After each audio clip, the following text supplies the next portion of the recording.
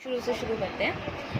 जो number system है इसमें क्या होता है, जो भी हमें नंबर्स को कैसे रिप्रेजेंट करना है, साइंस की हेल्प से, डिजिट्स की हेल्प से, फ्रैक्शंस में, रूट में कैसे रिप्रेजेंट करना है, वो हमें नंबर सिस्टम बताता है। Number system it's like basically एक बड़ा सा बॉक्स है जिसके अंदर छोटी छोटी चीज़ें पड़ी हुई, छोटे छोटे बॉक्स पड़े हुए हैं। अभी हम वो जो छोटे छोटे क्वांटिटीज नंबर सिस्टम में छोटे छोटे बॉक्सेस पड़े हुए हैं, हम उसके बारे में पढ़ेंगे। सबसे पहले आता है हमारा नेचुरल नंबर। जो नेचुरल नंबर होता है वो होते हैं हमारे 1 से लेके इन्फिनिटी तक, यानी 1 2 3 टिल इन्फिनिटी। दूसरे आ जाते हैं हमारे होल नंबर्स। नेचुरल नंबर को भी से रिप्रेजेंट करते हैं कैपिटल एन से। दूसरे आ जाते हैं हमारे होल नंबर्स। होल नंबर जो होते हैं हमारे, वो किससे होते हैं? 0, और उसके बाद हमारे सारे नेचुरल नंबर्स आ जाते हैं, ठीक है, यानी 0 से लेके इन्फिनिटी तक। और इसको किससे रिप्रेजेंट करते हैं हम? कैपिटल W से, ठीक है। इट्स लाइक कि हमने एक चीज़ पढ़ी होगी अभी तक, सेट सबसेट सुना है? सेट सबसेट सुना है कि नहीं सुना? नहीं सुना? देख, जैसे कि ये एक बड़ा सा घर है, ठीक है, तो ये क्या हो जाता है? एक बड़ा सेट कहलाता है। इस घर के अंदर एक कमरा, वो इस घर का क्या हो गया? सबसेट, यानी इस घर का एक छोटा सा हिस्सा। तो इसी तरह जो होल नंबर है वो पूरा एक बड़ा घर हो गया, और उस घर के अंदर का जो कमरा हो गया वो क्या हो गया? Natural numbers. क्योंकि होल नंबर के अंदर क्या आ जाते हैं? नेचुरल नंबर्स भी आते हैं, और साथ में क्या आता है? 0 आता है, ठीक है। क्योंकि इसके पास 0 एक्स्ट्रा है, इसीलिए होल नंबर्स में से हम क्या निकाल सकते हैं? नेचुरल नंबर्स निकाल सकते हैं। बट नेचुरल नंबर से होल नंबर नहीं निकाल पाएंगे। तो हम क्या कहेंगे कि ये क्या है? ये जो है सबसेट है, सॉरी सुपर सेट है किसका?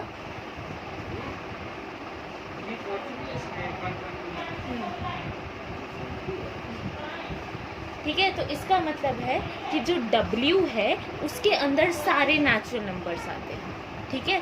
और N सुपर सेट सबसेट है W का, इसका मतलब भी यही है कि जितने भी नेचुरल नंबर है वो सारे होल नंबर्स के अंदर आ जाते हैं, ठीक है।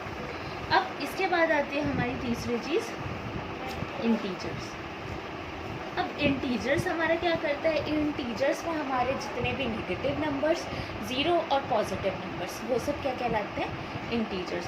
तो ये होता है नेगेटिव इन्फिनिटी, 0 और उसके बाद पॉजिटिव इन्फिनिटी, ठीक है। जैसे कि -100, -60, -44, ठीक है, 0 1 2 34, मतलब कोई भी नेगेटिव और पॉजिटिव नंबर्स सब आ जाएंगे, ठीक है। वही नेगेटिव इन्फिनिटी मतलब नेगेटिव में जितने भी हो सकते हैं जा सकते हैं, पॉजिटिव इन्फिनिटी में भी उतने ही जा सकते हैं। इसको किससे रिप्रेजेंट करते हैं? कैपिटल Z से, ठीक है। अब इसके बाद जो आते हैं हमारे, उसके बाद आते हैं rational numbers and irrational numbers, ठीक है। तो सबसे पहले जो आता है हमारे पास वो होता है रैशनल नंबर्स। अब रैशनल नंबर की एक रटी रटाई डेफिनेशन हमें पता होती है, एक नंबर जिसको हम P/Q की फॉर्म में रिप्रेजेंट कर सकें, जिसमें P और Q दोनों क्या होते हैं? इंटीजर्स होते हैं, और Q जो होता है वो मेरा किसके इक्वल होता है? 0 के इक्वल नहीं हो सकता। अब क्या रीज़न है कि Q 0 के इक्वल नहीं हो सकता?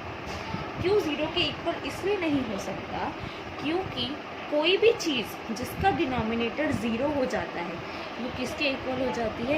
इन्फिनिटी, ठीक है। यहाँ पे कोई भी वेरिएबल हो सकता, मतलब कोई भी कांस्टेंट हो सकता है, 1 2 3 कुछ भी, जिसके भी नीचे 0 आ गया वो इन्फिनिटी हो गया, और इन्फिनिटी को हम कैलकुलेट नहीं कर सकते, ठीक है। तो इसीलिए कभी भी हम डिनोमिनेटर 0 नहीं लेते, ठीक है।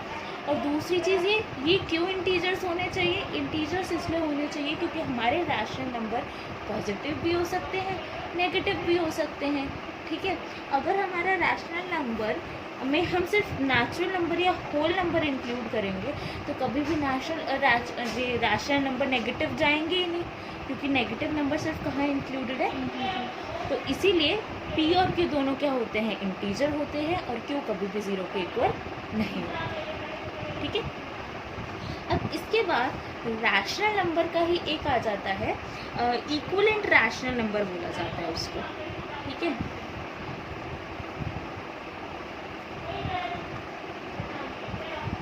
इक्विवेलेंट रैशनल नंबर एक रैशनल नंबर की एक टाइप है।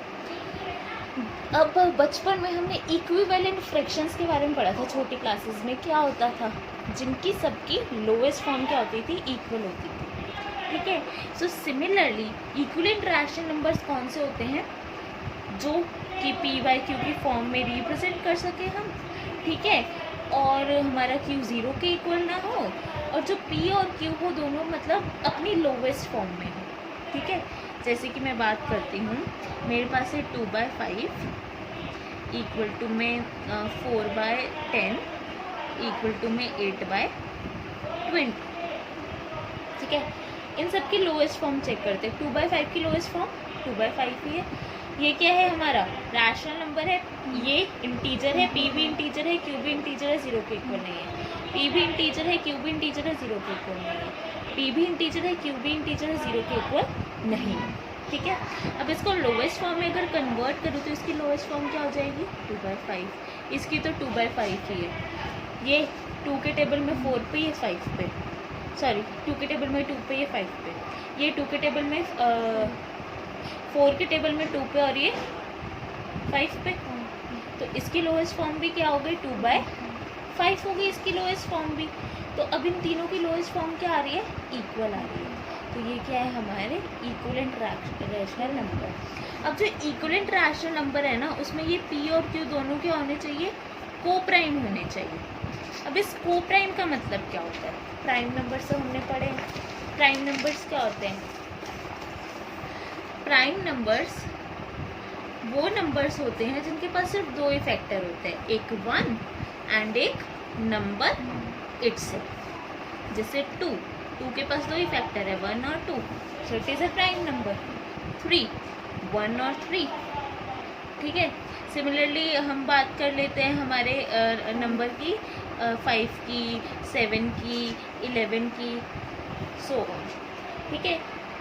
अब इसके अलावा जो नंबर होते हैं, जैसे ऐसे नंबर जिनके 1 और 2 के अलावा भी एक 1 और एक खुद के अलावा भी फैक्टर है, वो कौन से नंबर कहलाते हैं, कंपोजिट नंबर, ठीक है। मतलब जिसके पास अदर देन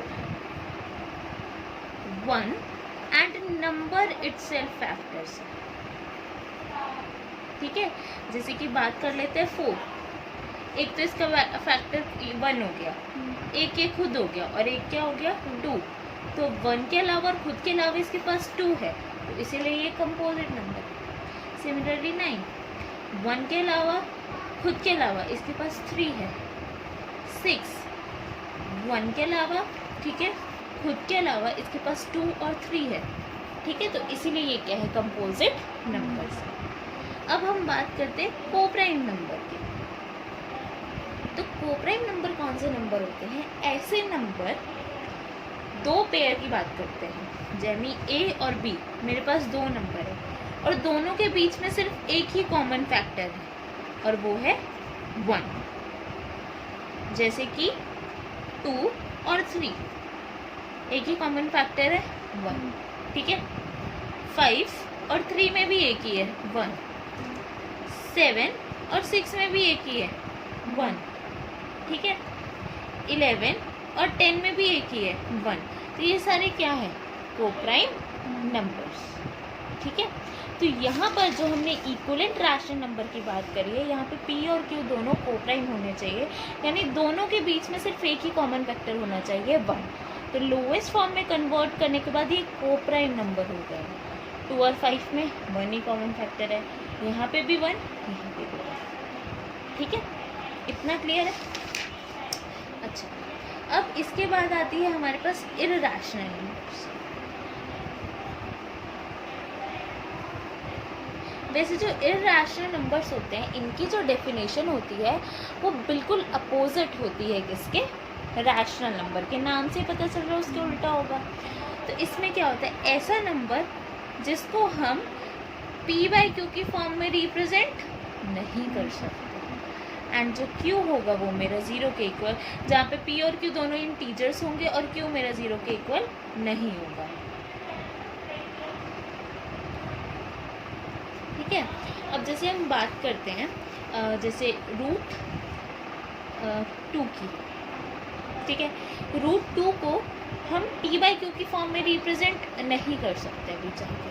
ठीक है, अगर मैं बात करूँ कि ऐसे नंबर की जैसे 1.011100011110000, मतलब कोई पैटर्न ही नहीं है 0 और 1 का कि वो कैसे रिपीट हो रहे हैं। तो इस टाइप के नंबर्स जो हो गए वो क्या कहलाएंगे, हमारे इररेशनल नंबर्स।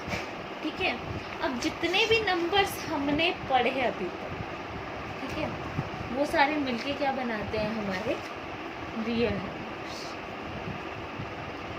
तो जितने भी हमने नंबर पढ़े, हमारे natural numbers, whole numbers, integers, rational number, irrational number, ये सारे हमारे मिलके क्या बनाते हैं, ये प्राइम नंबर, कंपोजिट नंबर, सब मिलके क्या बनाते हैं, हमारे रियल नंबर। तो ये मेरा नंबर सिस्टम है।